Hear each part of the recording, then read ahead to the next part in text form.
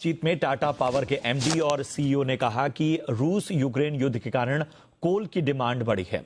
उन्होंने हमारे संवाददाता सौरभ पांडे से बातचीत में और क्या कुछ कहा, आइए सुनवाते हैं।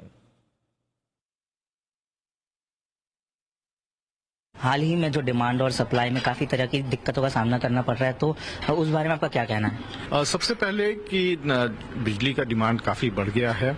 इस साल काफी इंडस्ट्रीज जो हैं फुल कैपेसिटी पे काम कर रहे हैं और जो देखने में आया पिछले 4-5 दिनों में करीब 190 गीगावाट का पीक कंजम्पशन हो रहा है।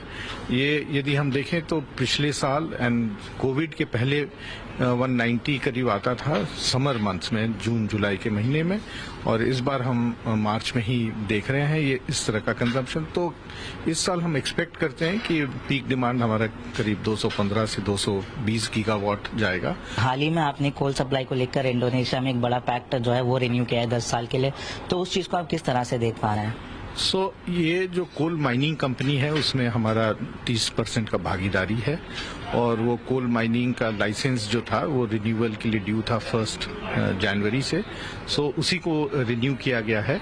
तो ये अच्छा कदम है क्योंकि वो coal mine one of the biggest coal mines है इंडोनेशिया का। 60 मिलियन टन उसका प्रोडक्शन है हर साल और हम भी अपने जो मुंद्रा प्लांट है उसमें कोल लाते हैं वहां से। So it's a very good quality coal और हमारा लॉन्ग टर्म एग्रीमेंट है मुंद्रा प्लांट से उनका कि वो हर साल कोल सप्लाई करेंगे हमारे जनरेशन प्लांट के लिए।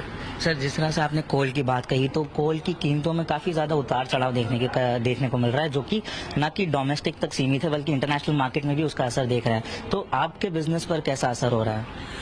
कोल डिमांड जो है इंटरनेशनली काफी इंक्रीज कर गया है because of the war Russia और यूक्रेन के बीच, एंड गैस सप्लाई वहां पे रुका हुआ है। कोल का डिमांड पूरे दुनिया में बढ़ गया है।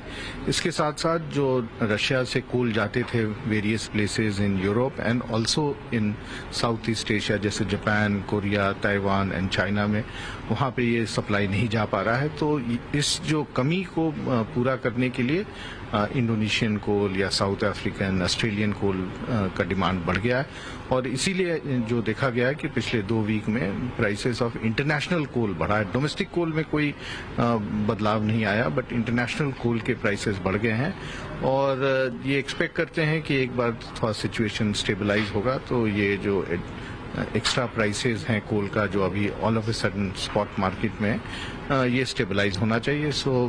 हम लोग उम्मीद करते हैं कि over a period of next 3 to 6 months coal prices थोड़े से सॉफ्ट होंगे।